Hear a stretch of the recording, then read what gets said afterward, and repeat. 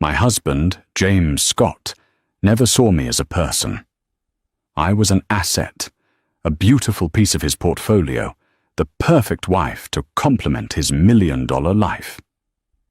That night, as I watched him spin his new, younger acquisition across the dance floor, my hand instinctively went to my stomach, to the secret I'd been waiting for the perfect moment to share. He danced as if I wasn't there, as if our entire life was nothing. He didn't know that for me. This wasn't an ending. It was a countdown, and by morning, both his wife and his carefully constructed world would be gone.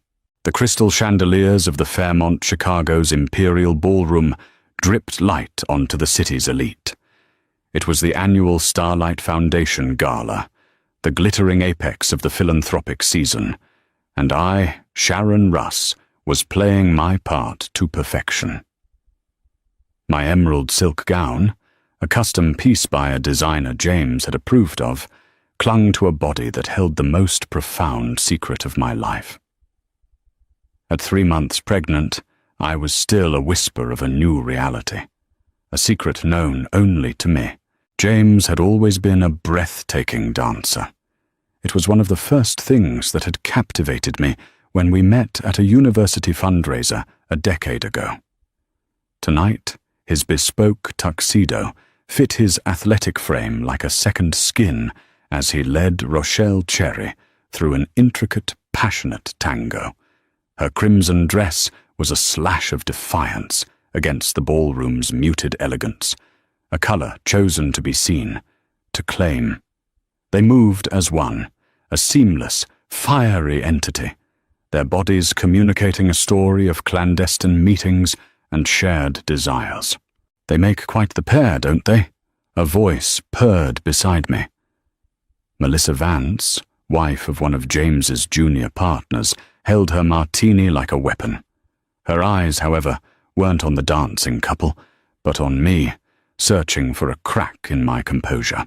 James has always appreciated a partner who can keep up, I replied, my voice a marvel of calm. I took a slow sip of my sparkling water, the bubbles fizzing on my tongue, a stark contrast to the acid churning in my gut. For 6 months, I had known. It started with the scent of a perfume that wasn't mine, clinging to his shirts, the late nights at the office that stretched into sunrises, the financial statements I, with my forgotten degree in architecture and a mind for detail, had started to scrutinize. Rochelle wasn't just a symptom of a failing marriage. She was a strategic acquisition. As a junior analyst at a rival firm, her access to information was almost as appealing to James as her youth. He saw me then, his eyes flickering in my direction for a split second, across the crowded floor. There was no guilt in his gaze, only a brief, almost imperceptible annoyance, as if my presence were a minor inconvenience he had to manage. He spun Rochelle, her laughter echoing, and in that moment, I wasn't his wife. I was an audience member he had forgotten to dismiss. The weight of the platinum wedding band on my finger felt impossibly heavy, a shackle to a life that had slowly suffocated me. He had convinced me to put my own architectural firm on hold.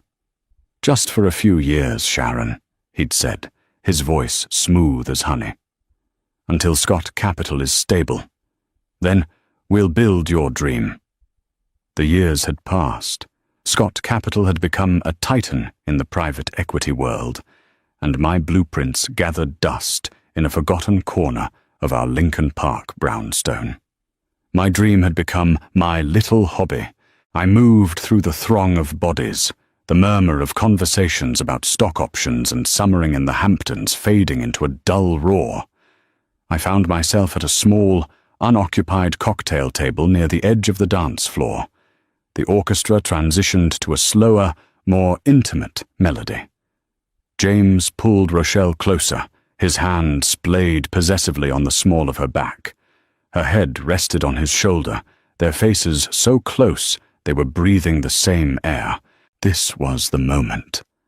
The one I had rehearsed in my mind 1,000 times. The point of no return. I slipped the ring from my finger.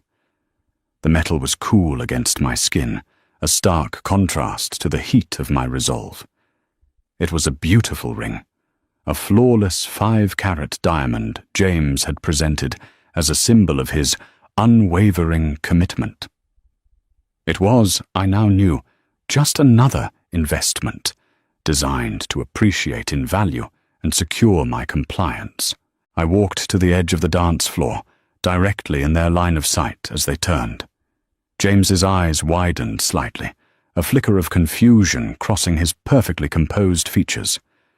Rochelle's triumphant smile faltered as she saw me approach. "Sharon," James said, his voice low and laced with warning. "What are you doing?" "I was just admiring the performance," I said, my voice steady and clear, cutting through the music. "It's quite a show." I stepped past them, to the table where they had left their champagne flutes. With a soft, deliberate click that seemed to silence the entire ballroom, I placed my wedding ring on the polished wood beside his glass. "Keep dancing, James," I said quietly, my gaze meeting his. For the first time in a long time, I felt no fear, only a vast, liberating emptiness. My hand drifted down, resting for a fleeting moment on the gentle curve of my belly. "You won't even notice I'm gone." I turned before he could form a response, before his mind could process the public defiance, the sheer audacity of my act. I walked, not ran, through the parting sea of onlookers, my spine straight, my head held high. Behind me, I could feel the ripple of chaos, the first tremor in the earthquake that was about to shatter James Scott's perfect world. He wouldn't catch me. By the time he untangled himself from his mistress and his pride, I would be a ghost, on my way to a future I had meticulously designed without him. A future for two. The sleek, anonymous black sedan idled at the East Service entrance of the Fairmont, just as promised. The man behind the wheel, Daniel Wilson, didn't look at me as I slid into the passenger seat. His focus was on the rear-view mirror, his expression a mask of calm concentration. Daniel and I had been friends since college, long before James had entered my life. He was a cybersecurity analyst, a man who saw the world in patterns and back doors, and the only person who knew the full truth of my gilded cage. "You did it," he said, his voice low as he pulled away from the curb, merging smoothly into the river of Chicago traffic. "Are you okay?" "I'm better than I've been in a decade," I whispered, the adrenaline of the last 10 minutes beginning to recede, leaving a hollow, vibrating space in its wake. I resisted the urge to look back. The glittering hotel, the life it represented. It didn't deserve a final glance. Daniel's friendship was one of the few things James had never managed to acquire or diminish. He'd tried, of course, referring to Daniel as my tech nerd friend, with a dismissive wave of his hand. But Daniel had seen through James from the beginning. "He doesn't look at you," Daniel had told me once, years ago, after a dinner party. "He looks past you, at what you reflect back on him." I had been offended then. Now the accuracy of his assessment was a chilling comfort. The car hummed along Lakeshore Drive, the city's skyline a breathtaking panorama of light and steel. It was the city where I'd dreamed of building, of leaving my mark with structures of glass and concrete. Now I was leaving it behind, a fugitive from my own life. "He's going to call," Daniel said, breaking the silence. "He's probably blowing up your phone right now." I reached into my clutch, pulled out the rose-gold iPhone James had given me for my birthday, and powered it off without a second thought. "Let him. By morning, this number won't exist." The memory surfaced. Unbidden? It was our 2nd anniversary. We were in our half-furnished Lincoln Park brownstone, surrounded by moving boxes. I had just landed my first major independent contract, a renovation project for a historic downtown library. I was ecstatic, spreading the blueprints across our new dining table, my voice alive with passion as I explained my vision for the space. James had listened for about 3 minutes, a polite, vacant smile on his face. Then he'd gently rolled up my blueprints. "That's wonderful, honey. A great little hobby to keep you busy," he'd said. "Now, about the fundraiser for the alderman next month. I need you to chair the planning committee. It's crucial for the Scott capital expansion." I remembered the air leaving my lungs, the way my excitement had withered under the weight of his casual dismissal. A hobby. All my years of education, my passion, my talent, reduced to a hobby. That was the first time I realized our partnership wasn't a collaboration, it was a corporation, with him as CEO and me as the beautifully decorated, unpaid head of hospitality. The compromises began there, small at first, then consuming. I put my firm on hold. I chaired his committees. I hosted his clients. I curated our life to be a flawless backdrop for his ambition. I had become the architect of my own prison. "We're heading north," Daniel said, pulling me from the memory. "The cabin in Wisconsin is ready.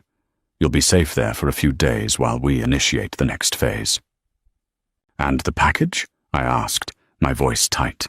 "In the glove compartment, new ID, new phone, and the access keys to the accounts." I opened it. Inside was a driver's license for an Anna Cole. The woman in the photo was me, but not me. Her hair was a honey blonde, her expression neutral and unreadable. There was a debit card for a bank in Zurich and a sleek, encrypted smartphone. Anna Cole. It felt strange on my tongue, the name of a stranger who was about to become my salvation. "He'll assume you went to your parents' place in Naples," Daniel said, correctly predicting James's linear, arrogant thinking. "Or that you're hiding out at a spa. He won't think to look for you in a rustic cabin 3 states away. He thinks you're incapable of surviving without a 5-star hotel." He was right. James's perception of me was his greatest weakness and my greatest advantage. He saw a fragile, decorative wife. He was about to meet the woman he had buried beneath years of neglect and condescension. As we crossed the state line, the city lights giving way to the profound darkness of the countryside, I thought of the ultrasound photo hidden in my wallet, a tiny, flickering bean of life. James knew nothing about it. I had planned to tell him tonight, a desperate, final attempt to see if there was any humanity left in the man I had married. His dance with Rochelle had been the brutal answer. This wasn't just an escape anymore. It was a rescue mission. I was saving not just myself, but the child who deserved to be born into a world free of its father's suffocating shadow. The ghost of Sharon Russ was fading with every mile we drove, and in her place, Anna Cole was beginning to take shape, forged in betrayal and fueled by a mother's fierce, unyielding love. The cabin was nestled deep within Wisconsin's Northwoods, a rustic A-frame structure that smelled of pine and wood smoke. It was owned by a shell corporation Daniel had set up years ago, a digital fortress with a physical address. Inside, a fire was already crackling in the stone hearth. It was simple, warm, and more of a home than the meticulously curated brownstone I'd left behind. "Your go-bag is in the bedroom," Daniel said, placing a laptop on the heavy wooden coffee table. "Essentials are packed.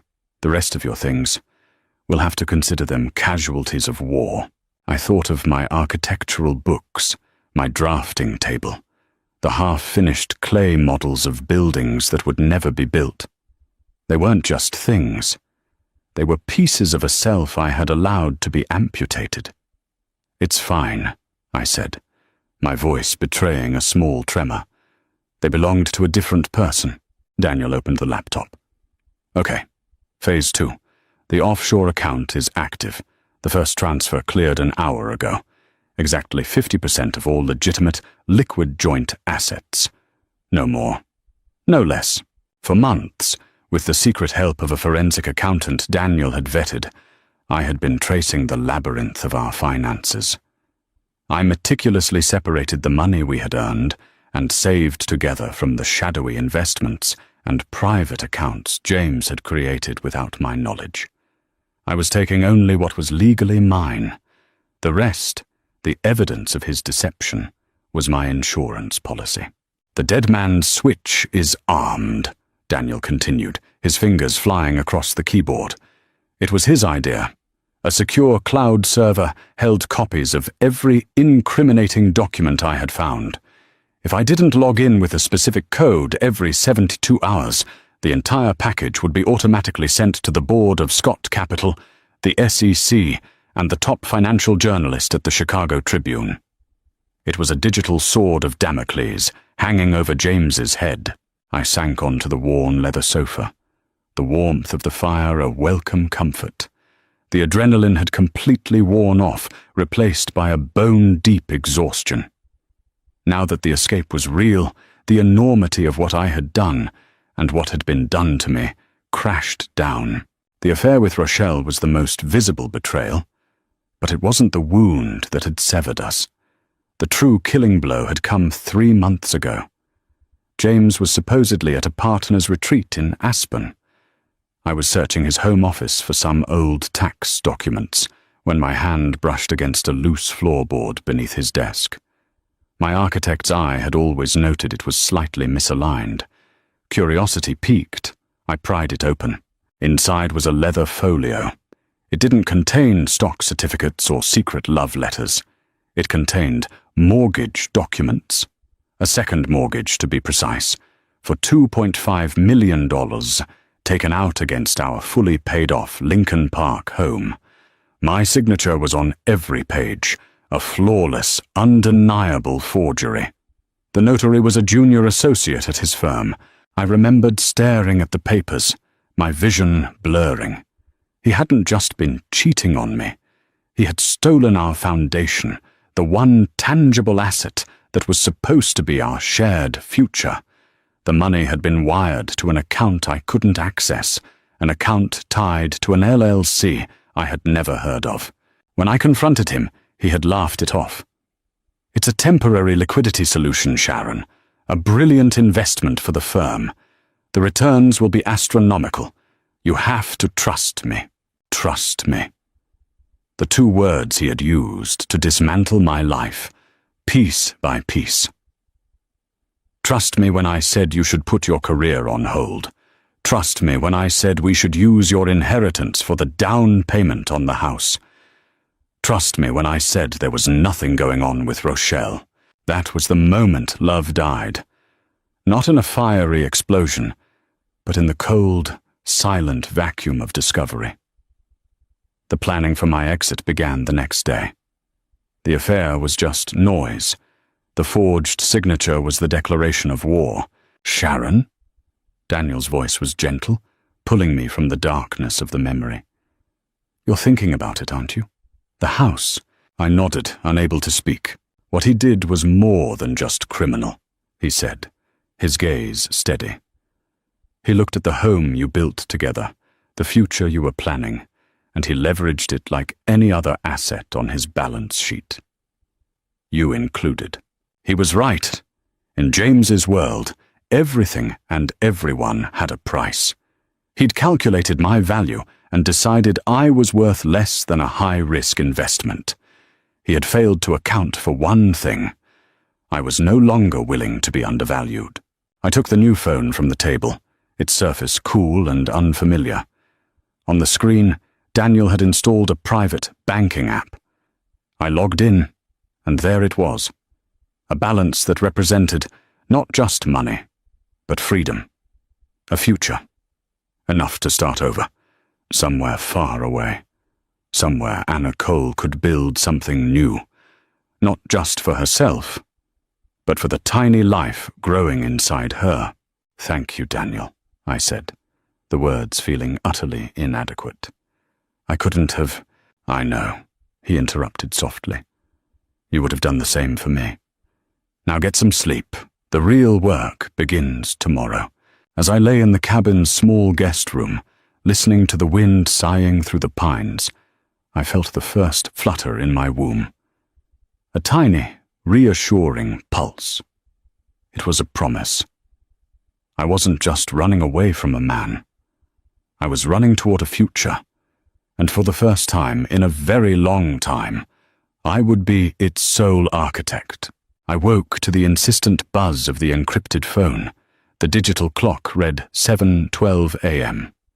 Sunlight streamed through the cabin window, painting stripes across the wooden floor.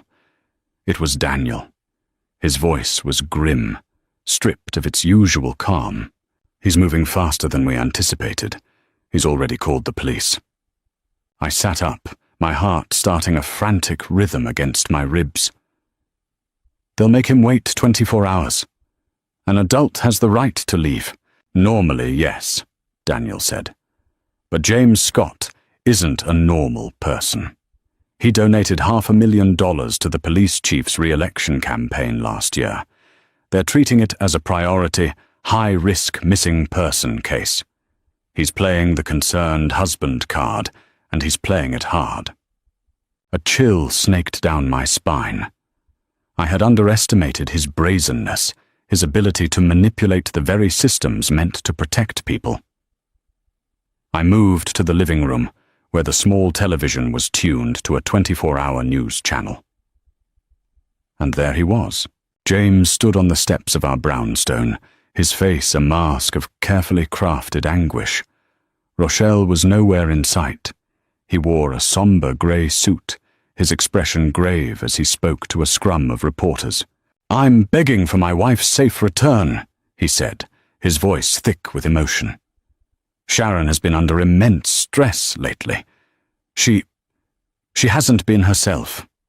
I fear she may be disoriented, confused. If anyone has seen her, please contact the authorities immediately. We just want her home safe. Stress. Disoriented. Confused."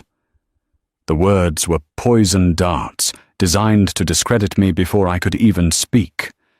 He was building his narrative. I wasn't a woman who had escaped a toxic marriage. I was an unstable wife who had suffered a mental breakdown. It was brilliant.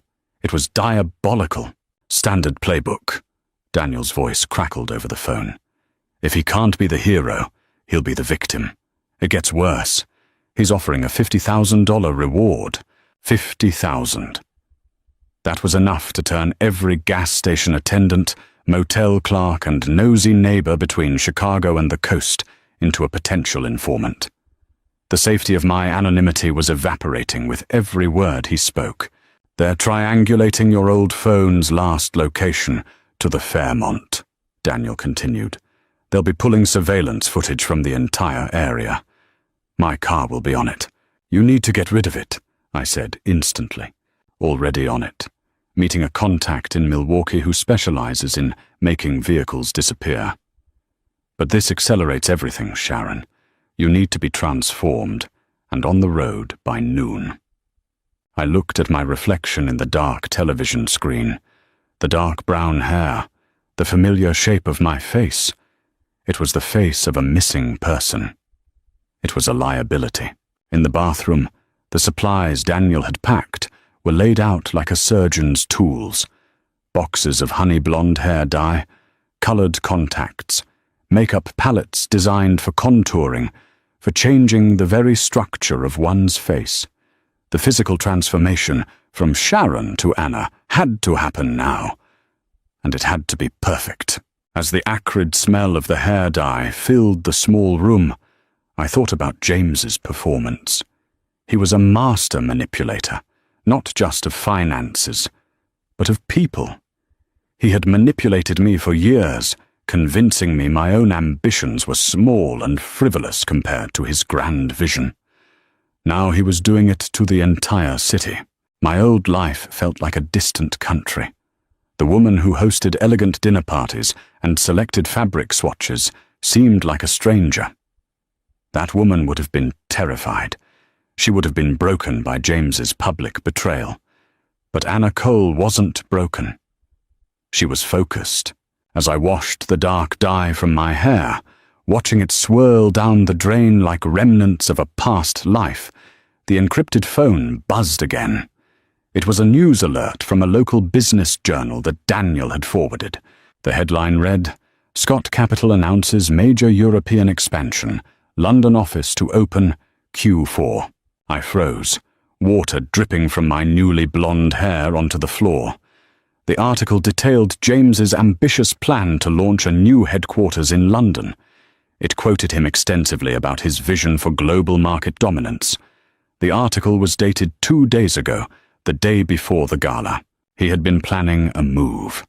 A massive, life-altering move to another continent. And he had never said a single word to me.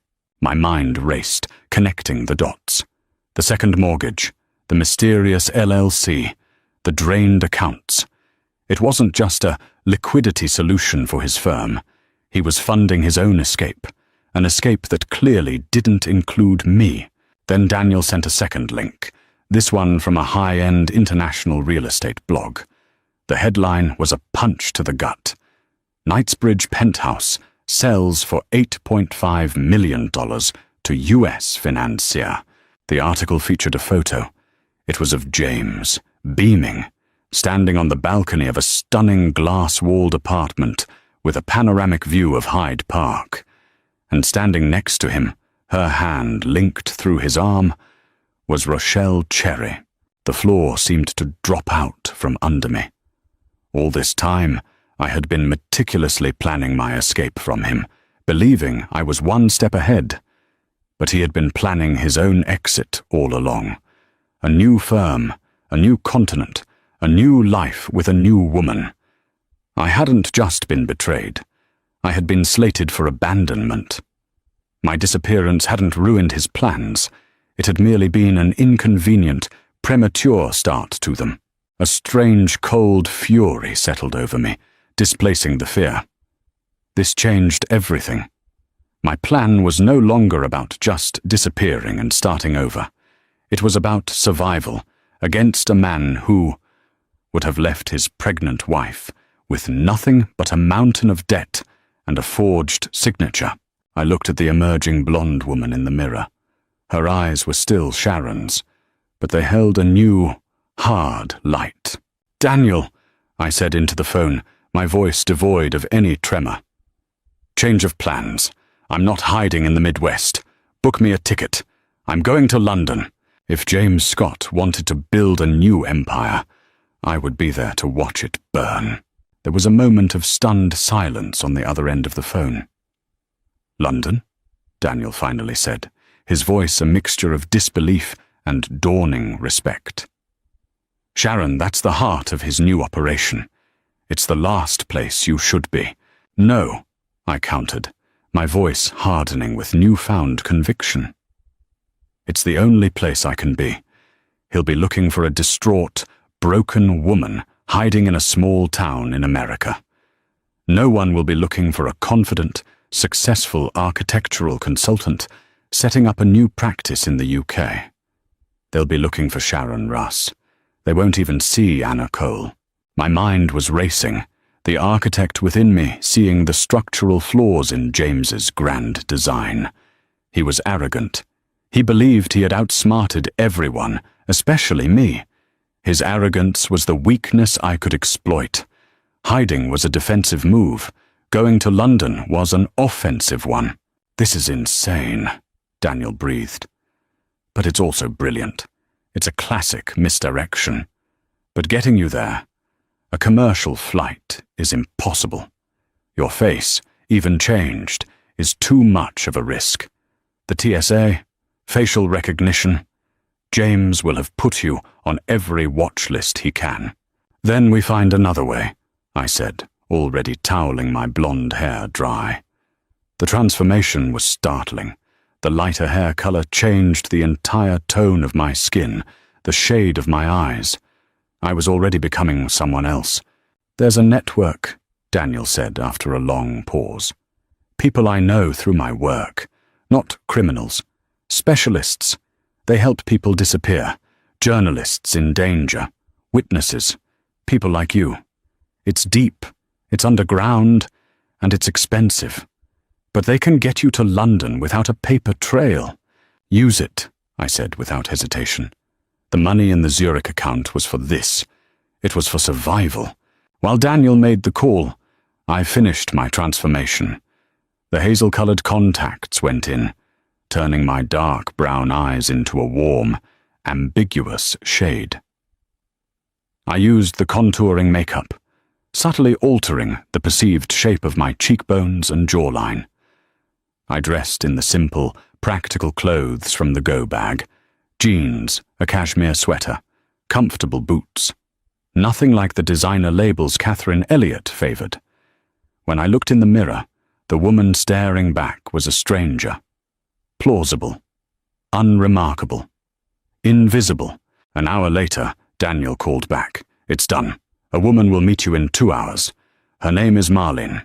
She drives a beat-up Ford Transit van. Her company officially transports rare art pieces. You will be her cargo. She'll take you to a private airfield in rural Illinois. From there, a cargo plane to a staging point in Iceland, then another to a small airport outside of London. No passports, no commercial terminals. The efficiency was breathtaking. This was a world I never knew existed, operating in the shadows of the one James dominated. I have to go dark now, Sharon, Daniel said, his voice heavy. Once they identify my car from the Fairmont footage, they'll be all over me. They'll monitor my communications, my financials. I've prepared for it, but I can't risk leading them to you. From now on, you are Anna Cole. We can't speak directly again until this is over. The finality of his words hit me with unexpected force. Daniel was my lifeline. Now, the rope was being cut. How will I know you're okay? I asked, a knot of fear tightening in my chest. Every Friday I'll make a small anonymous donation to the World Wildlife Fund online. If you see the donation, you know I'm safe. If a week passes without it. He didn't need to finish. Be safe, Daniel.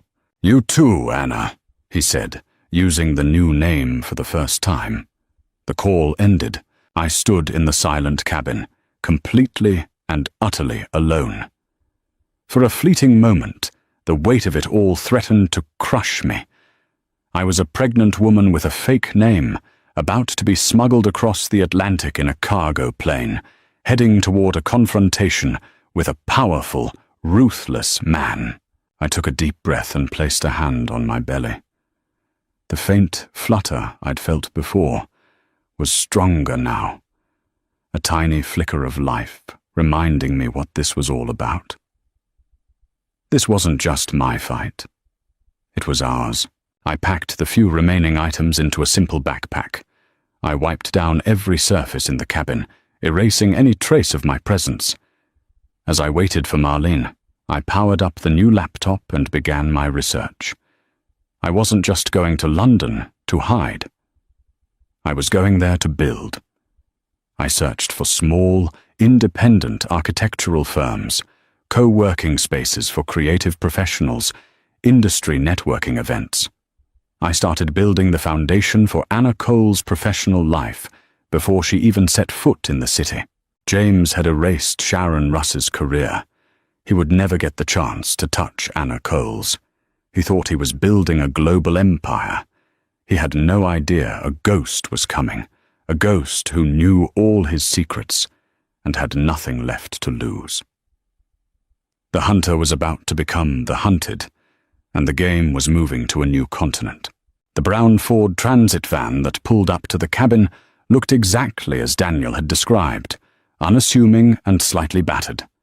The woman who stepped out was in her late 50s, with sharp, intelligent eyes and silver hair pulled back in a practical braid. She wore a simple denim jacket and carried herself with an air of quiet authority. "Anna?" she asked, her voice low and direct. There were no pleasantries. "Yes," I replied. I'm Marlene. Let's go.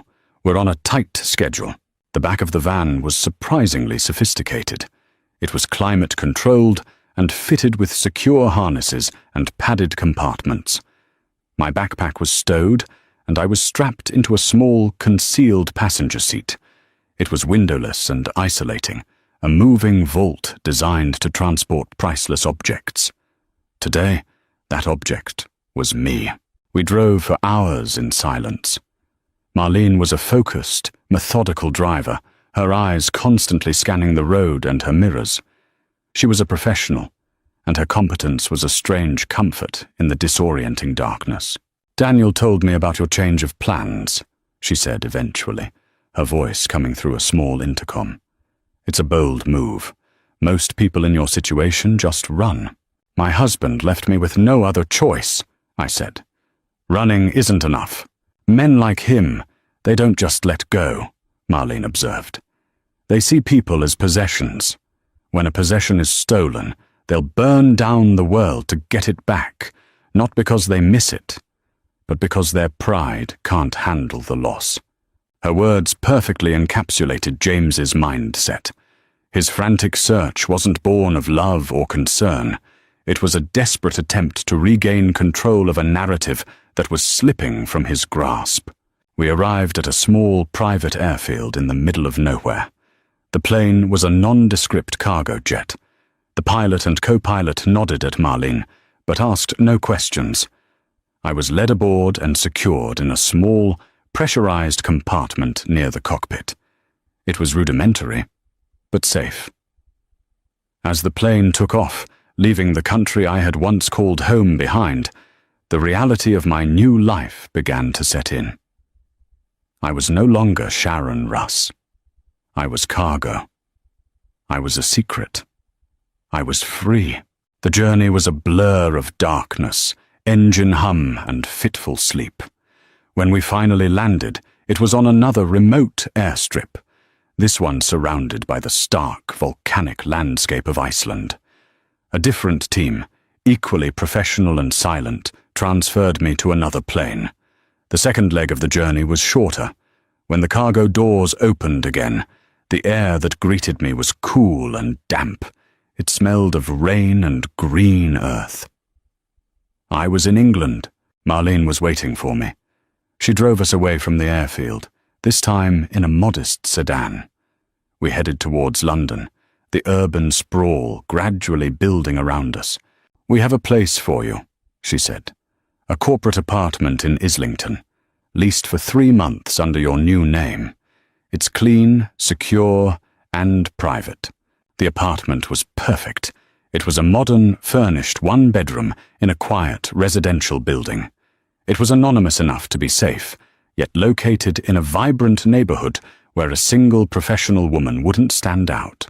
"There's more," Marlene said, placing a slim leather portfolio on the small dining table. "Daniel laid the groundwork, but my network has built the structure. This is the complete identity package for Anna Cole." I opened it. The level of detail was staggering. Inside was a British driver's license, a national insurance card, and bank statements from a UK bank showing a modest but consistent financial history. There were degree certificates from the University of Manchester School of Architecture and a master's from a Swiss design institute whose records had conveniently been corrupted in a server fire a decade ago. The employment history was a work of art. It showed Anna Cole as a freelance consultant who had worked for several architectural firms that had since been acquired or gone bankrupt, making verification difficult, but not impossible. "Your digital footprint is already established," Marlene explained. "A LinkedIn profile, backdated professional correspondence, even a few social media accounts with high privacy settings. Enough to seem real to anyone who does a cursory search. But the most crucial part was the final document. It was a one-page summary of Anna Cole's professional specialty, consultant specializing in the integration of corporate cultures and physical workspaces during international mergers and acquisitions. I stared at it, the brilliance of the strategy clicking into place.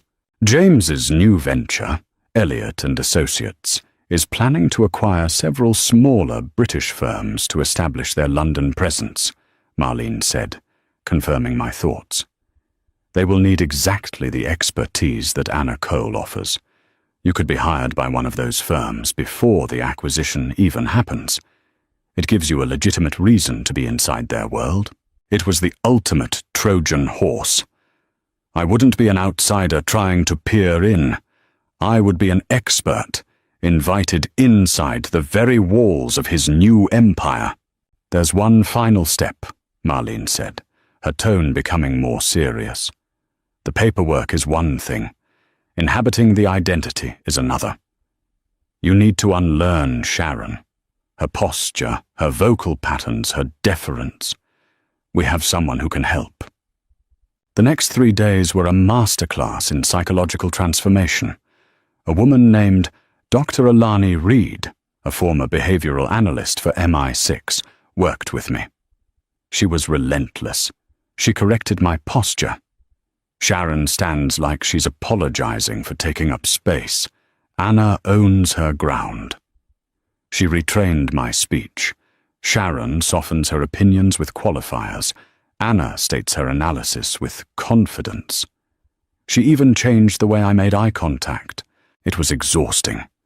I was retraining muscle memory that had been reinforced for a decade. By the end of the 3rd day, I was mentally and physically drained. But I was also different. When I looked in the mirror, I saw Anna. Her gaze was direct. Her smile was genuine, not performative. Her confidence was earned, not borrowed. On the 4th day, Marlene brought me a tablet. "It's starting," she said. Daniel released the first package. The headline was from the Chicago Tribune. Scott Capital launches internal investigation into founder James Scott, following allegations of financial impropriety. The article, citing a confidential source, detailed the unauthorized second mortgage on the Lincoln Park property and raised questions about potential client fund mismanagement. James's carefully crafted image as the tragic victim was beginning to crack. The war had begun, and James had no idea his greatest adversary was already behind enemy lines, ready for the next move. Life in London settled into a quiet, purposeful rhythm. My flat in Islington became my sanctuary and my command centre. Mornings were for establishing Anna Cole's presence. I spent hours in cafes, a laptop open in front of me, drafting proposals and sending outreach emails to small and mid-sized architectural and design firms across the city. I wasn't just playing a role, I was actively building a legitimate business. My specialty, workspace integration during corporate mergers, was niche and in high demand in a city that was a global hub for finance and law. It was the perfect cover, leveraging my real expertise while providing a plausible reason for my interest in the very firms James was targeting for acquisition. Afternoons were for exploration. I walked for miles, learning the city's streets, from the leafy squares of Bloomsbury to the vibrant chaos of the South Bank. I sketched buildings in a small moleskin notebook, feeling a part of myself that had been dormant for a decade, slowly reawakening. In Chicago, I was Mrs. James Scott. Here, I was just Anna, a woman with a sketchbook and a future. The anonymity was intoxicating. I was careful. I paid for everything in cash or with the UK debit card. I varied my routines. I avoided the flashy, American-heavy districts like Mayfair and Knightsbridge, the places James and Rochelle would eventually frequent.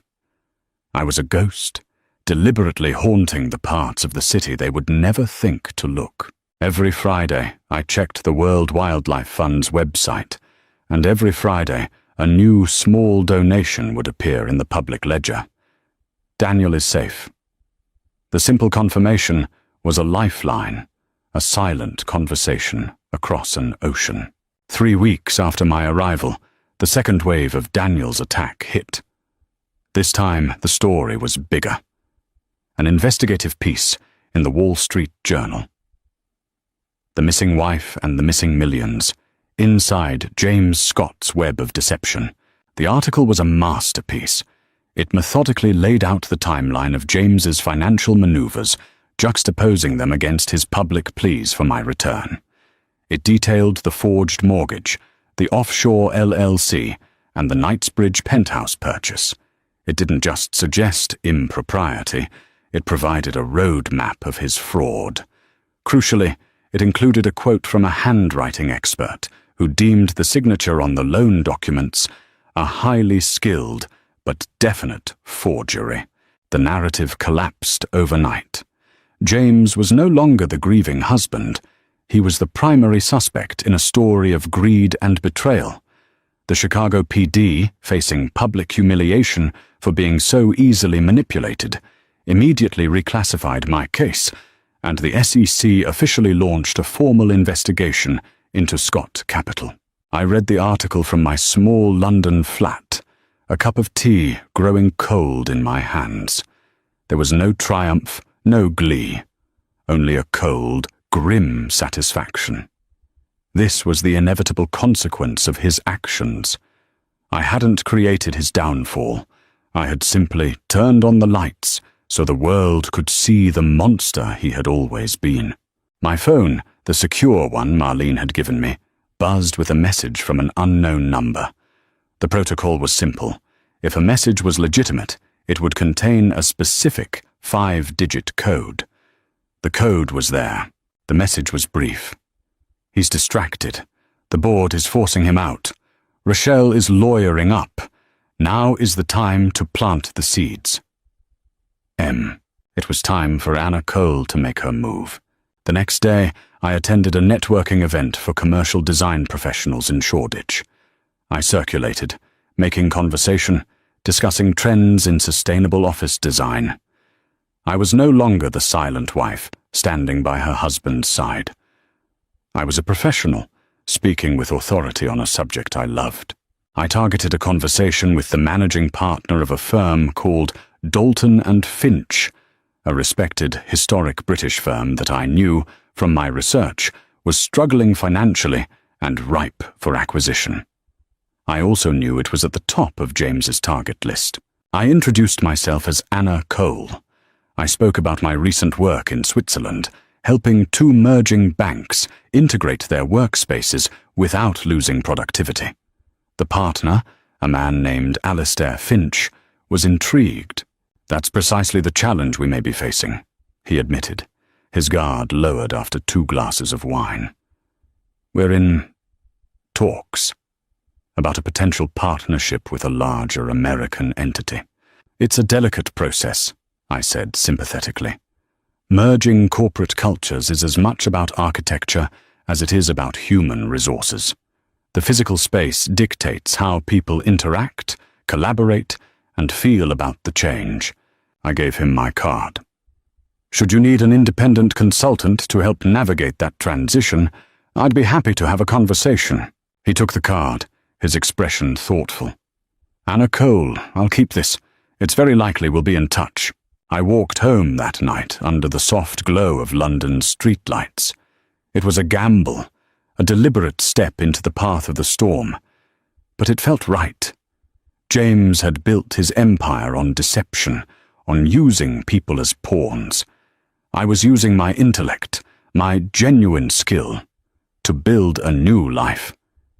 And if that life happened to give me a front-row seat to the implosion of his, it was a poetic justice I was willing to embrace. The calm was over. The storm was coming, and for the first time, I was ready to walk directly into it. The view from my office on the 22nd floor overlooked the sprawling, historic heart of London. A year ago, I had arrived as a ghost, a woman with a fake name and a secret. Today, Anna Cole was one of the most sought-after architectural consultants in the city. My firm, Cole Integration Strategies, had a waiting list of clients. I had built it from nothing, on merit and expertise alone. My hand rested on the swell of my belly. My son, due in 6 weeks, was a constant, comforting presence. He was my why, the reason for every risk I had taken. The alert on my screen was from the BBC. I clicked the link, my expression calm.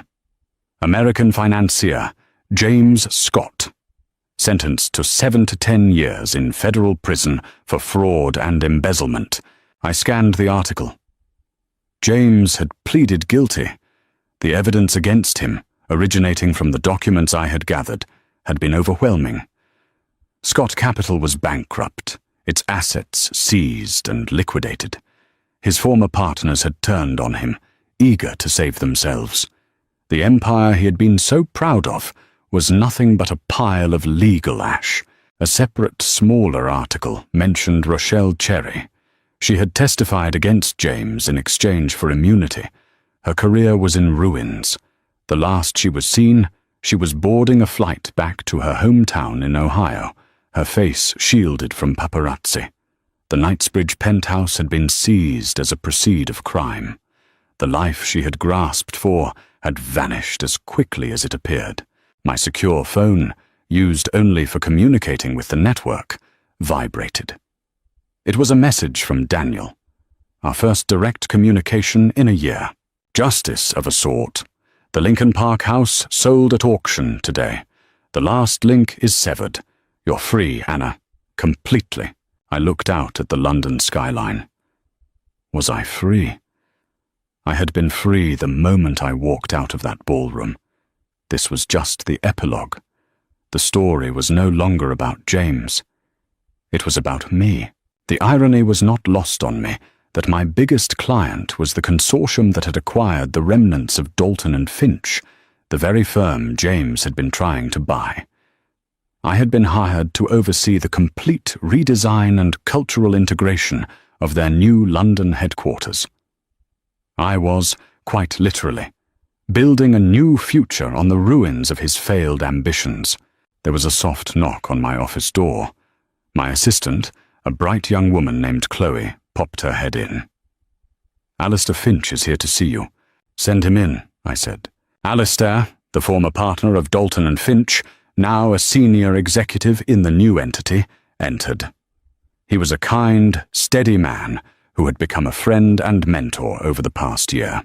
"Anna," he said, his face etched with a strange sympathy.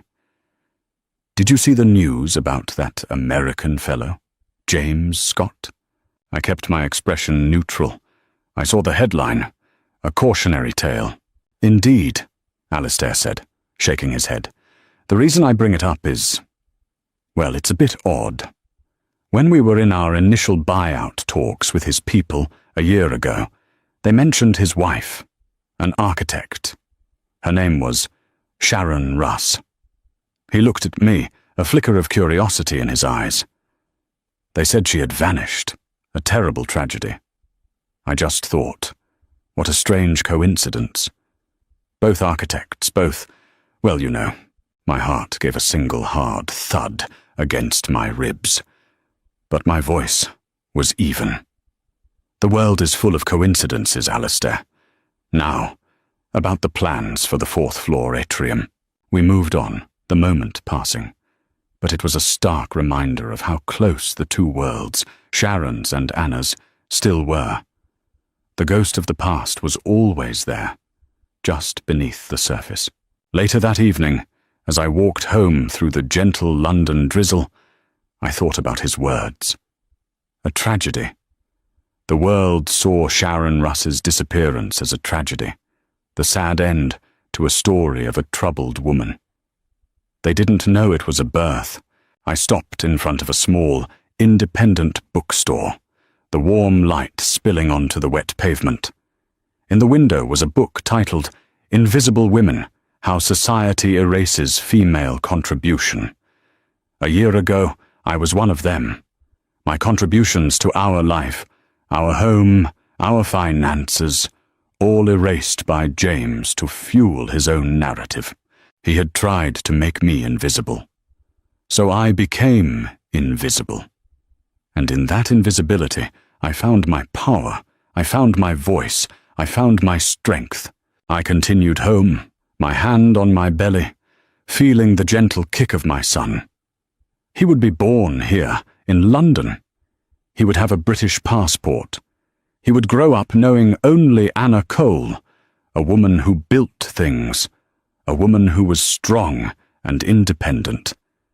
He would never know the shadow of James Scott. The story wasn't about revenge. I realized that now. Revenge was a fire that consumed everything. This was about reclamation. I had reclaimed my name, my career, my future, and the right to bring my child into a world of safety and integrity. James wasn't a monster I had slain.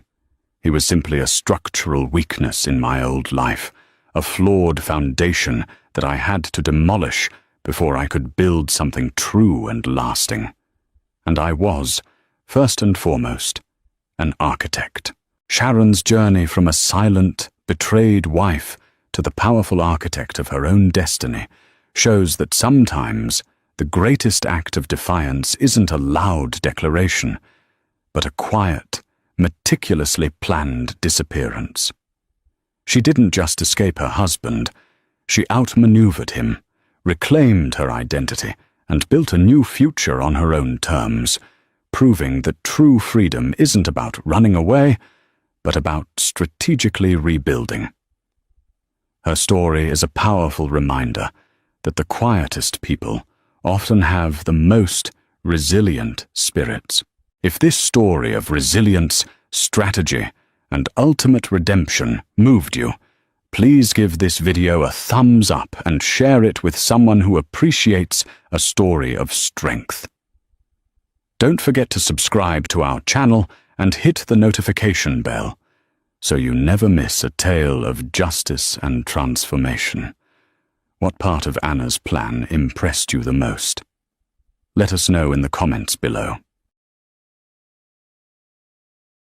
The silence in Leto was absolute.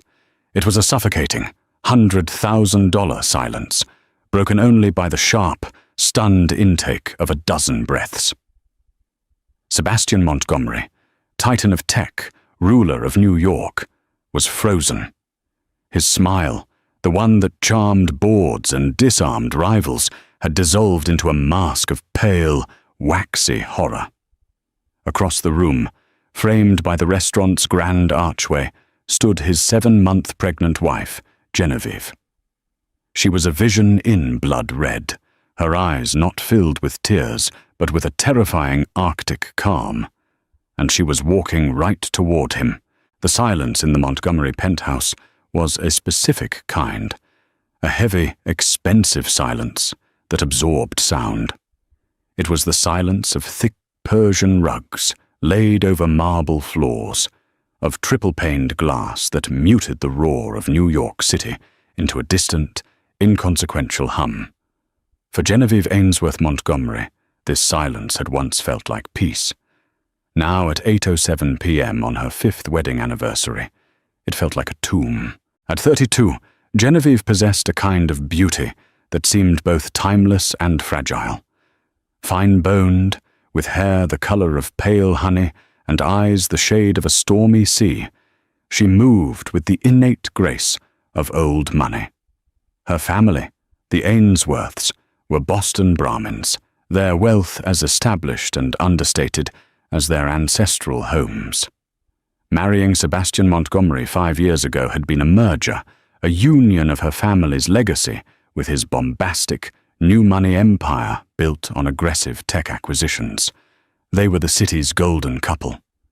From the outside, their life was an exquisite tapestry. Inside, Genevieve had been pulling at loose threads for months. She stood before the floor-to-ceiling window, one hand resting protectively on the gentle, firm swell of her stomach. 7 months. After 2 years of quiet heartbreak, invasive treatments, and clinical despair, this baby was their miracle. It was supposed to be the glue that mended the imperceptible cracks that had formed in their marriage. Instead, the cracks seemed to be widening into chasms. Sebastian had become a ghost in their home. He was there physically, his 6'2" frame impeccably dressed, the scent of his eau de cologne lingering.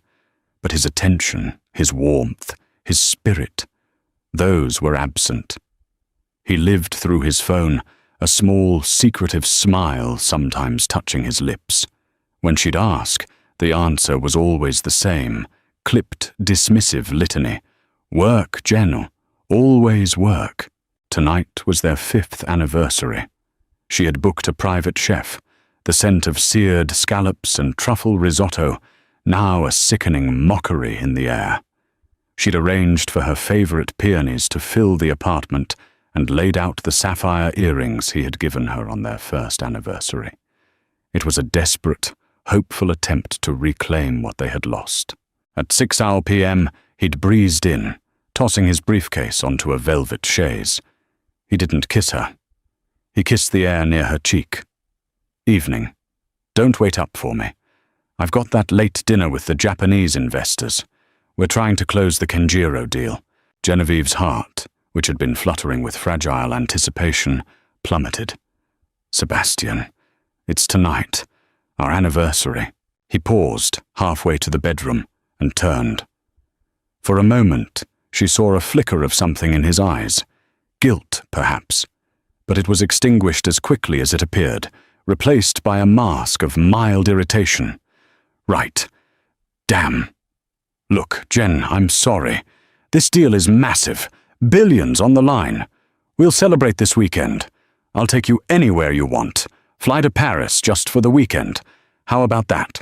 He didn't wait for an answer. The promise of Paris was a practiced deflection, a shiny object meant to distract her from the immediate hurt. It used to work. It wasn't working anymore. The chef is already here, Sebastian, she said, following him, her slippers whispering on the carpet. I cancelled my spot at the Children's Foundation benefit for this. He emerged wearing a fresh shirt, his focus on his cufflinks. Well, uncancel it, or enjoy the meal yourself. Give the chef a big tip. We can afford it. His cruelty was casual, almost an afterthought. That's what hurt the most. He didn't even have the energy to argue properly. She was an item on his to-do list that he was rescheduling. Where is the dinner? She asked, her voice quiet but firm. Leto, he said, without thinking. They're very particular about punctuality. Leto. The word hung in the air. A physical blow. The city's most exclusive, most romantic restaurant, where a reservation was harder to get than a private audience with the Pope. It was where he had proposed to her. The irony was so thick, so suffocating, she felt she might choke on it. A business dinner.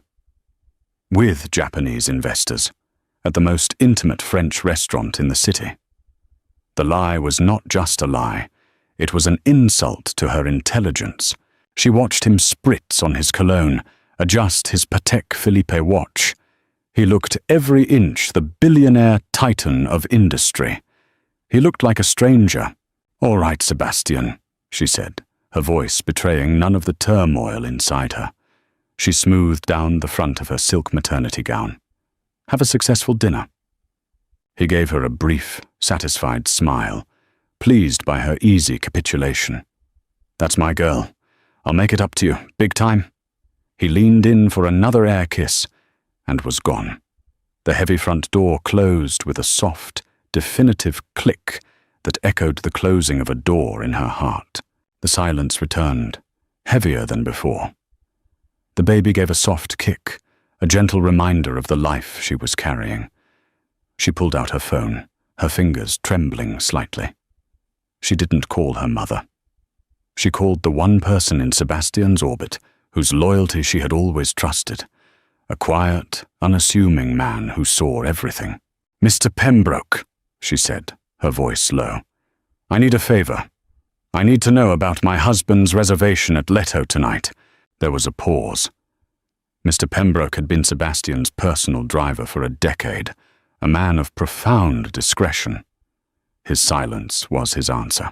Please, Alistair, she whispered, using his first name for the first time in years. For me, another pause, then a sigh heavy with regret. "Mrs. Montgomery, the reservation is for two, but the name of the second guest. It is not a Mr. Kenjiro. It's a Ms. Cassandra Vance." The tomb had just cracked open. Sebastian Montgomery navigated his custom-built Aston Martin through the canyons of Manhattan with the same predatory grace he applied to the stock market. He felt a surge of adrenaline, a cocktail of power, guilt, and exhilarating freedom. Guilt was a fleeting, inconvenient emotion he'd learned to compartmentalize. Freedom, however, was the drug he chased, and Cassandra Vance was his newest, most potent dose. He glanced at the passenger seat. Cassie was everything Genevieve was not. Where Genevieve was classic elegance, Cassie was modern fire. Her hair was a sharp, jet-black bob, her lips were painted a defiant crimson, and her laughter was loud and uninhibited. She was 26, a hungry up-and-coming art curator he'd met at an Art Basel party he'd attended. Alone. "Are you sure about this, Seb?" Cassie asked, her voice a low purr. She ran a perfectly manicured finger along the polished walnut dashboard. "Your wife. An anniversary.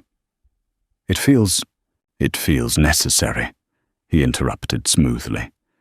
He reached over and took her hand, his thumb stroking her knuckles. "Jen and we've been drifting for a long time. The marriage has become a business arrangement." "And the baby?" she asked, her striking emerald eyes searching his. This was the delicate part. "The pregnancy," he sighed, a masterful performance of a man trapped. It was an accident, a last-ditch IVF effort that we didn't expect to work. It's complicated. It was a masterful blend of truth and fiction. They had been drifting. The IVF had been a long shot, but calling it an accident was a lie designed to absolve him, to paint him as a fellow victim of circumstance. "Tonight isn't for her," he continued, his voice dropping to a conspiratorial whisper. "It's for us. It's time I stopped hiding you. It's time I started living my life for me. Leto, it's a symbolic place. It's where one chapter of my life began. And tonight, it's where it will end." Cassie's eyes widened. "End? You mean, you're going to tell her?" "I'm going to begin the process," he clarified, the careful wording of a CEO negotiating terms. "This dinner is the first step, a statement. People will see us. It will get back to her. It's better this way, cleaner than some tearful, messy confrontation at home." It was a breathtakingly cowardly and arrogant plan, born of a narcissism so profound he genuinely believed it was logical. By being seen with Cassie at Leto on this night, he would force the issue. He would create an irrefutable public fact that would make the inevitable separation Genevieve's reaction, not his action. He would be the man who had moved on. She would be the wife who couldn't handle it. He controlled the narrative. He always controlled the narrative. Genevieve, with her charities, her societal obligations, and now her pregnancy, represented a life of dignified predictability. A beautiful, high-stakes cage. Cassie represented a thrilling escape. He had conveniently forgotten that Genevieve's family, the Ainsworths, had been the key investors who legitimized his first major acquisition. He saw her legacy as a ladder he had finished climbing. He pulled up to the restaurant. "Don't be nervous," he said to Cassie, flashing his 1,000-watt smile. "You're with me. Tonight you're the only person in the room I see." She believed him. She had no reason not to. He had lied to her with the same flawless conviction with which he lied to his shareholders, his board of directors, and his wife. He believed his own performance. In his mind, he wasn't just a cheater. He was a romantic hero, bravely breaking free from a loveless prison to be with the woman he truly desired. The confirmation from Alistair Pembroke landed in Genevieve's soul like a shard of ice. A Miss Cassandra Vance. For a few long moments, she simply stood motionless in the center of her opulent living room, the phone still pressed to her ear. The scent of the anniversary dinner wafted from the kitchen, a nauseating mockery of her naivety. Betrayal was a physical thing. It started as a cold knot in her stomach, then spread through her veins, a chilling poison that made her limbs feel heavy, her head light. Her first instinct was to collapse, to retreat into the silken prison of her bed and let the tears come. It would have been the easy thing to do, the expected thing. It was the reaction of the Genevieve everyone knew, poised, gentle, accommodating. But as she stood there, another feeling began to stir beneath the pain. It was a slow, hot current of rage, an emotion so foreign and so potent it startled her. The rage burned away the shock, melted the ice, and in its place forged something hard and sharp. The baby kicked again, more forcefully this time, as if sensing its mother's shift in spirit. It wasn't a plea for protection. It felt like a call to arms. She was not just Genevieve Ainsworth Montgomery, society wife. She was an Ainsworth, a descendant of governors and shipping magnates, women who had weathered wars and financial collapses with iron wills hidden beneath silk gloves. She was the mother of a child who deserved better than a coward for a father and a fool for a mother. The tears that had threatened to fall evaporated. Her spine straightened. The fragile beauty was gone, replaced by a crystalline resolve. She was done being the victim in his story. Tonight, she would write her own chapter. "Thank you, Alistair," she said into the phone, her voice now steady and clear as a bell. "You've been a better friend to me than he has been a husband." She ended the call before he could reply. Her mind, once clouded with hurt, was now working with terrifying clarity. What was his goal? A public humiliation. He had chosen Leto, their place, knowing it would be full of their circle. He wanted to be seen. He wanted the news to crawl back to her, to break her from a distance. He was a coward, orchestrating a war by proxy. He would not have his proxy war. He would have a direct confrontation. She strode into her bedroom, bypassing the closet filled with elegant maternity dresses. She went instead to a section she hadn't touched in months, the clothes from her life before the pregnancy, before the final desperate hope that a baby would fix them. She pulled out a dress of deep crimson silk. It was a bold, striking piece designed to cling and command attention.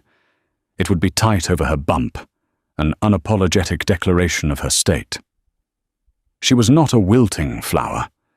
She was a woman carrying life, a life he had helped create and was now so casually discarding. As she did her makeup, her hands were rock steady.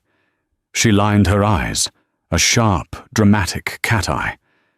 She chose a dark, vampiric shade of lipstick, the color of dried blood. She looked at herself in the mirror. The woman looking back was not the one Sebastian had left an hour ago. This was a queen preparing for battle. The sapphire earrings he'd given her felt wrong, tainted. She replaced them with a pair of large diamond and onyx earrings, an Ainsworth family heirloom. They felt like armor.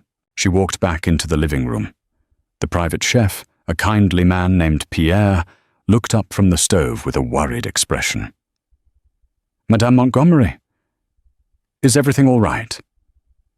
"Monsieur is late. There's been a change of plans, Pierre," Genevieve said, her tone leaving no room for argument. "Dinner is cancelled. Please pack everything up.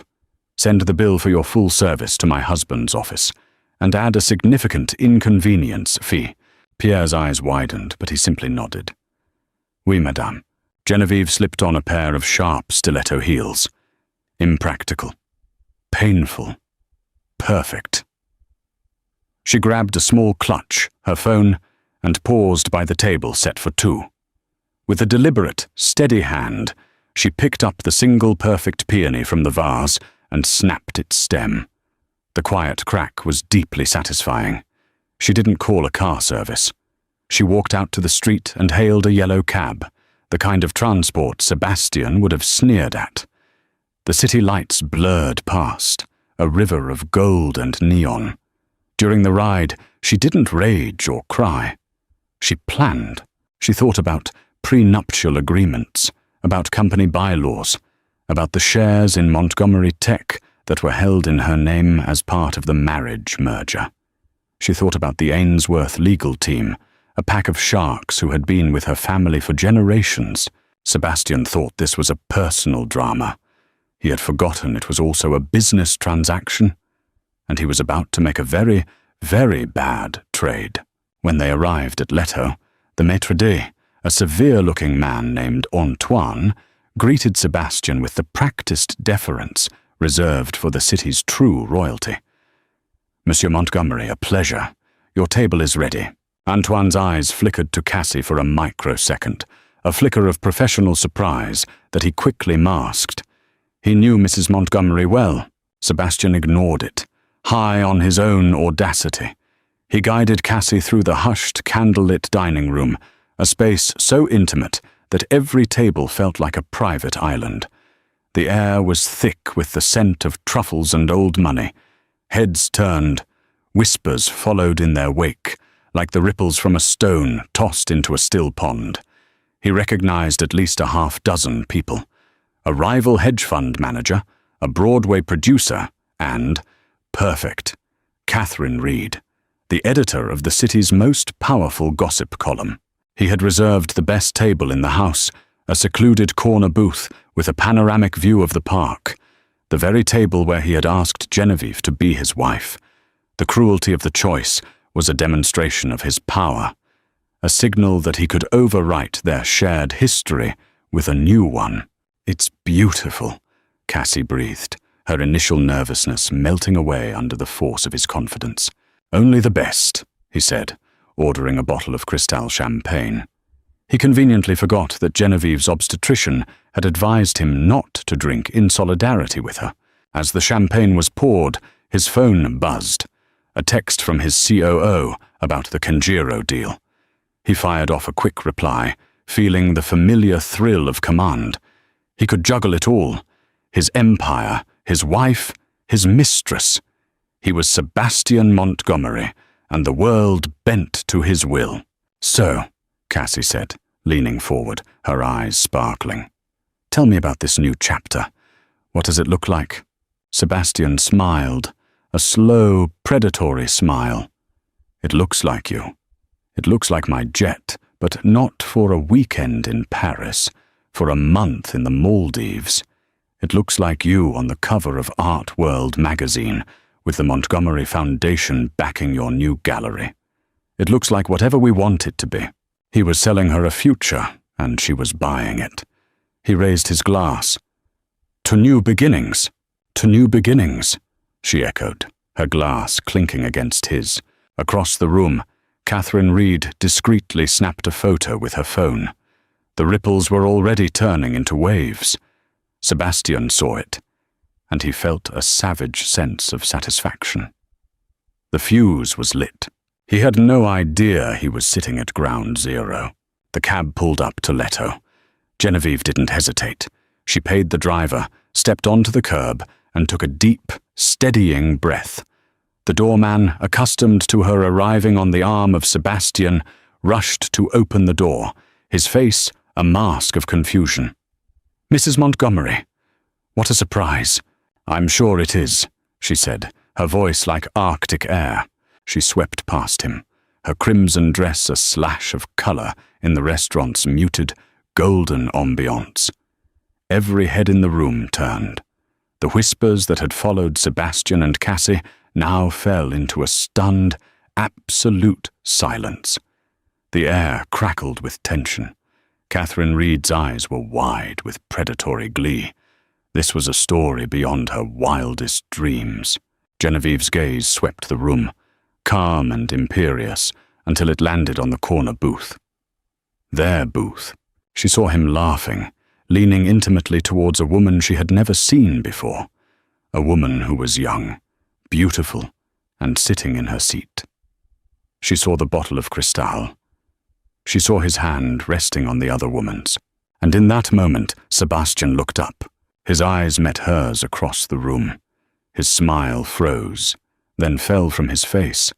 The color drained from his cheeks. The look on his face was one of pure, unadulterated shock, the panic of a master strategist whose perfect plan had just been detonated in his face. Genevieve began to walk towards him. Each step was deliberate, measured. The click of her heels on the polished floor was the only sound in the dead silent room. It was the sound of a clock ticking down to 0. The storm hadn't just gathered. It had arrived. The walk across the dining room of Leto felt like a mile. With every step, Genevieve could feel the weight of dozens of eyes on her, a mixture of pity, morbid curiosity, and shock. She ignored it all. Her entire universe had narrowed to the corner booth and the 2 people sitting in it. Cassie Vance felt the shift in atmosphere first, the sudden silence, the collective intake of breath. She saw Sebastian's face change, the confident, seductive charm dissolving into a mask of pale horror. She turned her head, following his gaze, and saw her, a stunning, incredibly pregnant woman in a blood-red dress with eyes that looked like chips of ice. It took Cassie a moment to connect the dots. The wife, the pregnant wife, the one he'd said was part of a business arrangement. "Seb," Cassie whispered, her voice laced with confusion. "Who is that?" Sebastian didn't answer. He was paralyzed, caught in the headlights of a disaster entirely of his own making. He had planned for whispers, for rumors, for a controlled demolition. He had not planned for this, for Genevieve, in the flesh, looking like an avenging angel here to preside over his public execution. Genevieve reached the table. She didn't look at Cassie. Not yet. Her gaze was locked on her husband. She stood there for a long moment, allowing the tableau to sear itself into the memory of everyone watching.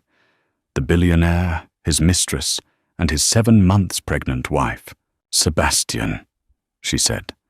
Her voice wasn't a shout. It was worse. It was calm, controlled, and dripping with contempt. "I believe you have my seat." The simple sentence landed with the force of a physical blow. Sebastian flinched. He started to stand, knocking his knee against the table in his haste. "Genevieve, what are you doing here? We can talk about this at home." "Home?" Genevieve let out a short, sharp laugh, devoid of any humor. "You mean that place you occasionally visit between business trips?"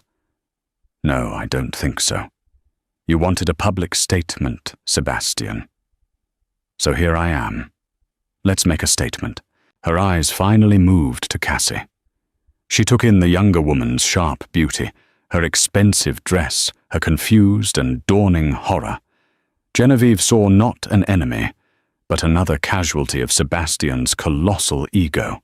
"And you must be the Japanese investor," Genevieve said, her voice softening with a chilling sort of pity. "He has a real talent for mergers and acquisitions, doesn't he? Tell me, did he promise you the world? A new gallery? Perhaps a life free of complications?" Cassie stared, speechless. Genevieve had just articulated the exact promises Sebastian had made not 10 minutes earlier. The realization that she was not a partner in his new life, but simply a pawn in the destruction of his old one, hit her with sickening force. She looked at Sebastian, her expression shifting from adoration to disbelief, and then to fury. "What is she talking about, Seb?" Cassie demanded, her voice rising. "Jen, stop it! You're making a scene!" Sebastian hissed, his face now a blotchy red. He reached for her arm. Genevieve pulled back as if his touch were venomous. "A scene?" she repeated, her voice rising in volume, finally cracking with the raw pain she had held in check. "You dare to talk to me about making a scene? You bring your acquisition to our restaurant, to our table, on our anniversary, while I am at home pregnant with your child, and you talk to me about making a scene?" The word pregnant echoed in the silent room. Cassie recoiled as if she'd been slapped. This was it. The precipice. The point of no return. Genevieve looked at the table between them. The champagne, the half-eaten appetizers, the symbol of his betrayal.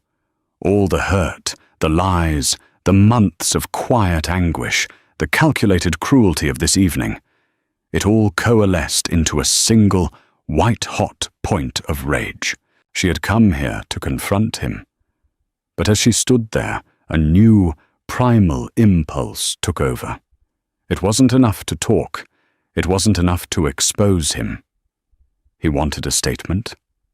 She would give him one. With a sudden guttural cry that was torn from the depths of her soul, Genevieve leaned forward, gripped the edge of the heavy oak table, and shoved. The sound was explosive.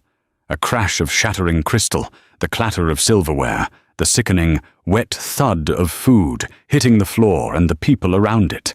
The bottle of crystal cartwheeled through the air, spraying champagne over a horrified banker at the next table. A plate of oysters slid directly into Sebastian's lap. The entire carefully constructed scene of illicit romance was instantly obliterated, replaced by a chaotic, sticky, humiliating mess. Gasps rippled through the restaurant. Several people instinctively pulled out their phones, the red lights of recording videos blinking in the dim light. Sebastian was on his feet now, dripping with champagne and seafood, his face a mask of utter fury and disbelief. "Are you insane?" he roared, but Genevieve was already turning away. She hadn't overturned the table in a moment of uncontrolled hysteria. It was a calculated act of symbolic destruction. She was tearing down their life, right here, right now, on her own terms. She took one last look at the wreckage, at her humiliated husband and his stunned mistress sitting amidst the debris of their sordid little dinner. She felt nothing but a cold, clean emptiness. She turned her back on him, on them, on the entire life they had built. As she walked towards the exit, her head held high, her crimson dress a beacon in the chaos, she delivered her final line, loud enough for the entire room to hear. "Have a successful dinner, Sebastian. It looks like the deal is off." Then she was gone. The immediate aftermath was a study in chaos. For a few seconds, no one moved. Then the spell broke. Antoine rushed forward with two waiters, his face a grim mask of damage control.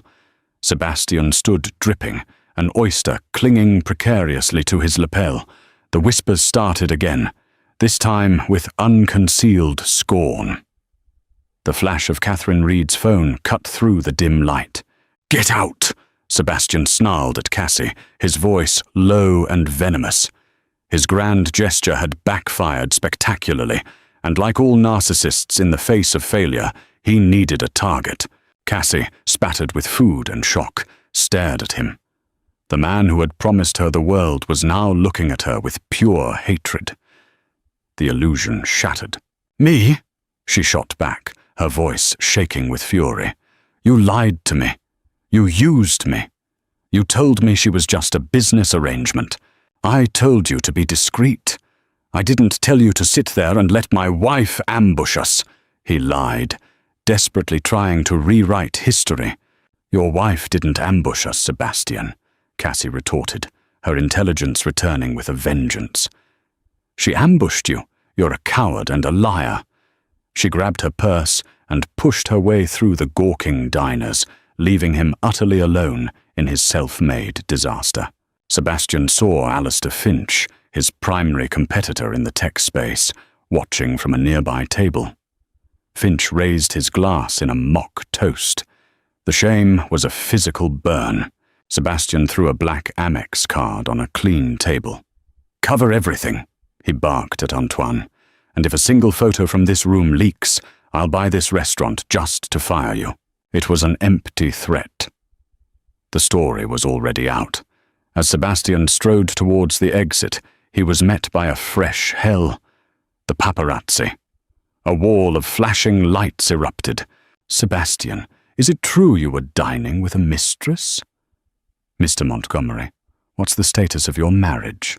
He shoved his way through, his face a thunderous mask, and threw himself into his Aston Martin.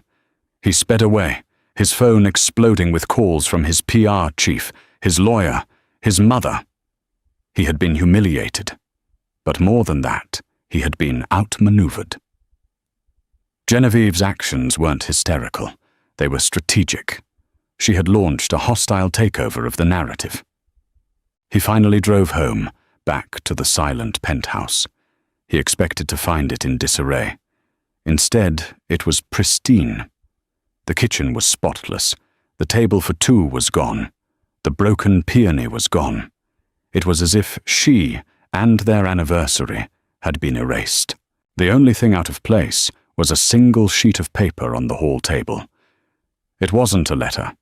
It was a document from the law firm of Ainsworth, Finch and Barrett. It was a formal notice. Effective immediately, Genevieve Ainsworth Montgomery was filing for an injunction to freeze all jointly held assets pending a formal review of their prenuptial agreement, citing gross marital misconduct. Furthermore, as a significant shareholder in Montgomery Tech, she was calling for an emergency meeting of the board to discuss the potential reputational and financial risk posed by the CEO's recent conduct. Sebastian's blood ran cold. This wasn't a divorce. This was a declaration of war. She wasn't coming for his heart. She was coming for his company. While Sebastian was reeling from his public disgrace, Genevieve was not at home crying. She was in a discreet, wood-paneled office in Midtown, a fortress of old-world law and new-world aggression. This was the headquarters of Ainsworth, Finch and Barrett. With her sat two men. The first was Carter Barrett, a 60-year-old lawyer with eyes like a hawk and a reputation for surgically dismantling his opponents. The second was her older brother, Donovan Ainsworth. Donovan was the antithesis of Sebastian. Where Sebastian was slick polish, Donovan was raw power. A former Marine turned venture capitalist, he had the same stormy eyes as his sister. But his were set in a rugged, imposing face. He had distrusted Sebastian from day one. "You did well tonight, Jen," Donovan said, his voice a low rumble. He handed her a glass of water. "You took control. Now we press the advantage." Carter Barrett slid a thick binder across the mahogany table. "The injunction is filed. By 7 a.m. tomorrow, he won't be able to move $1 from any joint account without our approval. The call for the board meeting has been sent to all members. Catherine Reed's column just posted. The stock is going to hemorrhage in pre-market trading. As the face of the company, his public implosion gives us significant leverage." Genevieve nodded, her focus absolute. The emotional storm had passed, leaving behind a cold, clear, strategic mind. The prenup. He was so proud of it. He called it an ironclad fortress. "Every fortress has a back door," Carter said with a thin smile. Sebastian designed it to protect his premarital assets, which is standard. However, Clause 11b, the infidelity clause, is our way in. He assumed it would be used to negotiate a higher settlement for you. He never imagined it could be used to question his fitness as CEO of a company in which you hold a significant, contractually tied stake. Donovan leaned forward. "Your shares, Jenny, your 10%. When you married him, Dad insisted your stake wasn't just a gift. It was a check and balance. Sebastian's reputation is now a liability to the company's stock price. The board has a fiduciary duty to act. We're not just arguing about a marriage, we're arguing about shareholder value." This was the Ainsworth gambit. They were transforming a messy, personal divorce into a cold, corporate coup. Sebastian had underestimated her, and more foolishly, he had underestimated her family. As the strategic talk swirled around her, Donovan paused, his expression softening as he looked at his sister, the rage in his eyes replaced by a deep, protective concern. "Jen, are you all right?" "Really?" he asked. "Forget the money. Forget the company. What he did to you. To the baby." Genevieve's composure finally wavered. A single tear traced a path down her cheek. "He killed what was left of us, Donnie. He killed it on purpose. He was always a snake," Donovan growled. "I never understood what you saw in him, especially after he said what he did about the treatments." Genevieve froze. What are you talking about?" Donovan hesitated, looking at Carter, then back at his sister. "Damn it. A few months ago, at the club, he'd had a few too many scotches. I was congratulating him, cautiously, on you being pregnant. And he just laughed. It was a bitter sound. He said something like, 'A miracle. That's what she calls it. Or maybe just good timing from the mailman.' He implied the baby wasn't his." The air left Genevieve's lungs. It was a betrayal so profound, so much deeper than simple adultery, that it threatened to undo the iron resolve she had so carefully constructed. Sebastian didn't just cheat on her. He suspected her of cheating on him, and he had used that suspicion to justify his own affair. He had poisoned their one miracle before it had even begun. "But why?" she whispered, her voice trembling. He knows his issues. 2 years prior, after a severe illness, a doctor had given Sebastian a grim prognosis about his fertility. The chances were astronomically low. It had crushed him, striking at the core of his virile, powerful self-image. The subsequent rounds of IVF had been her idea, her hope. He had participated reluctantly, already resigned to failure. And here was the final, devastating twist. The secret she had been holding on to. The one she had planned to reveal tonight as the ultimate anniversary surprise. She looked at her brother, her eyes filled with a fresh, tragic pain. "He's wrong, Donnie," she said, her voice barely audible. "He's so wrong." She reached into her crimson clutch and pulled out a folded piece of paper. She had been carrying it with her all night, a talisman of hope that was now a relic of a dead dream. She slid it across the table to her brother. It was a lab report from her obstetrician, dated 3 weeks ago. It was the result of a non-invasive prenatal paternity test. She had done it secretly, wanting to have irrefutable proof to present to him alongside her announcement. A grand gesture to erase all his silent, masculine fears. Donovan unfolded it. He scanned the technical jargon until he found the conclusion at the bottom. Probability of paternity. 99.999% subject. Sebastian Montgomery. "No," Genevieve whispered, another tear falling. "The last round of IVF. It worked. I wanted to surprise him tonight. I wanted to see his face when he knew for sure that he hadn't failed, that we had our miracle, his miracle." The tragic irony was suffocating. The entire edifice of his betrayal, the affair with Cassie, the lies, the public humiliation, had been built on a foundation of his own bitter, mistaken insecurity. He had thrown away the one thing he secretly wanted most in the world at the very moment it had been given to him. He hadn't just cheated on his wife.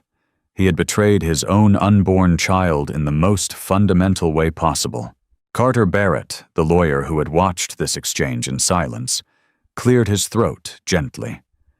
He looked at the paternity test, then at Genevieve, his hawk-like eyes filled not with legal cunning, but with a flicker of human sympathy. "This," he said, his voice low and firm, "changes everything. This isn't just a divorce leverage point, Mrs. Montgomery. This is the moral justification for a complete corporate and personal restructuring. He didn't just break a contract. He abdicated his entire legacy based on a lie he told himself. Genevieve slowly refolded the paper. The ice was back, harder than before. "Good," she said. "Use it. Use it all. I want him to understand what he's lost." 3 months later, the New York autumn had turned the leaves in Central Park to shades of gold and rust.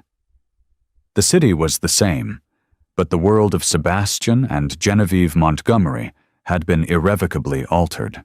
The fallout from the Leto incident had been swift and brutal. Catherine Reed's column, complete with grainy cell phone videos of the table flip, had gone viral. Montgomery tech stock plummeted by 15% overnight. The emergency board meeting was a bloodbath. Faced with the infidelity clause, the PR nightmare, and the quiet, iron-willed pressure from the Ainsworth contingent, Sebastian was given an ultimatum. Step down as CEO and take a leave of absence, or be forced out in the most public, humiliating way imaginable. He chose to step down. His empire, the monument to his ego, was now being run by a caretaker board heavily influenced by Donovan Ainsworth. For Sebastian, the ensuing weeks were a descent into a private hell. The paternity test results had been delivered to him by Carter Barrett. The news that the child, his miracle son, as a later ultrasound had revealed, was unequivocally his, did not bring him joy. It brought him to his knees. It retroactively turned his actions from those of a wronged man lashing out into those of a fool of Shakespearean proportions. He had possessed everything he ever wanted, and, in a fit of arrogant pique, set it all on fire. He was a pariah. Friends stopped returning his calls. He was left alone in the silent penthouse, a king deposed in his own empty castle. Genevieve, on the other hand, had flourished. She had moved out of the penthouse and into a magnificent brownstone on the Upper East Side, an Ainsworth property. She had shed the Montgomery from her name, reclaiming her identity as Genevieve Ainsworth. Her pregnancy was the talk of the city, but for a new reason. She was no longer the pitied wife. She was a symbol of strength. She graced the cover of Forbes magazine, not as a socialite, but as a savvy businesswoman who had protected her family's investment and her own dignity. The article was titled, "The Ainsworth Ascent: How Genevieve Ainsworth Turned Betrayal into a Boardroom Victory." The day her son was born was a crisp October morning. She named him Arthur Maxwell Ainsworth. She gave him her name, not his father's. A week later, Sebastian made his final, desperate move. He appeared at her brownstone unannounced, looking like a shadow of his former self. His expensive suit hung on him, and his eyes were hollow. The door was opened by Donovan. "She doesn't want to see you, Sebastian." "Please," Sebastian begged, his voice raspy. "Donovan, please, I just want to see him. I need to see my son." From inside, Genevieve's voice came, calm and steady. "Let him in, Donnie." Donovan stepped aside, his expression thunderous. Sebastian walked into the sun-drenched living room. It was warm and alive, filled with flowers and the soft sounds of a newborn. It was everything his penthouse was not. Genevieve was sitting in an armchair, holding the baby. Arthur was tiny, wrapped in a soft blue blanket. Sebastian stopped a few feet away, his throat tight. He looked from the baby to Genevieve. There are no words. Sorry is a pathetic insult. I was a fool. I was broken, and I broke everything around me." Genevieve listened, her expression unreadable. "You were," she agreed, her voice devoid of heat. "But your brokenness is not my burden to carry, not anymore. Let me fix it," he pleaded, taking a hesitant step forward. "I'll do anything. I'll go to therapy. I'll give you anything you want. We can try again. For him." He gestured to the baby. Genevieve's gaze sharpened. "For him? You will not use our son as a bargaining chip to repair your pathetic ego, Sebastian. Let me be perfectly clear. We are never, ever trying again. You destroyed that. You burned that bridge and you salted the earth behind it." His face fell. The last flicker of hope died. "However," she continued, her voice softening slightly as she looked down at the sleeping infant, "he is your son. He is innocent in all this, and he deserves to know his father, provided his father can prove himself to be a man worthy of knowing." She stood up, walking over to him. She held the baby out. "You may hold your son." With trembling hands, Sebastian took the small bundle. He looked down at the tiny, perfect face, and for the first time in his adult life, he began to weep. Not tears of self-pity, but tears of profound, gut-wrenching loss for the family he could have had, for the man he should have been. "He will have the Ainsworth name," Genevieve said, her voice firm, the new matriarch setting the terms of surrender. "You will be allowed supervised visits, which will increase if, and only if, you demonstrate genuine, consistent change. You will contribute to a trust in his name, which I will manage. You are not my husband anymore, Sebastian. You are simply Arthur's father, and that is a privilege you will have to earn every single day for the rest of your life." She watched him, her heart no longer filled with love or hate, but with a cool, clear-eyed resolve. She had survived. She had won. And as she looked at her son, now stirring in his father's arms, she knew her new life, the one she had forged from the ashes of betrayal, was just beginning. In the end, the Montgomery Empire wasn't brought down by a market crash, but by a single act of public defiance. Genevieve Ainsworth turned her deepest humiliation into her greatest weapon, reclaiming not just her dignity, but control of her future.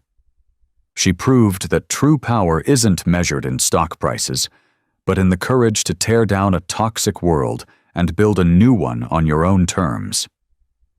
Sebastian lost everything because he saw his pregnant wife as a liability, never realizing she was his most valuable and dangerous asset. If you were captivated by this story of strength and justice, be sure to hit that like button, share it with your friends, and subscribe for more unforgettable dramas. Don't forget to ring the bell so you're always the first to know.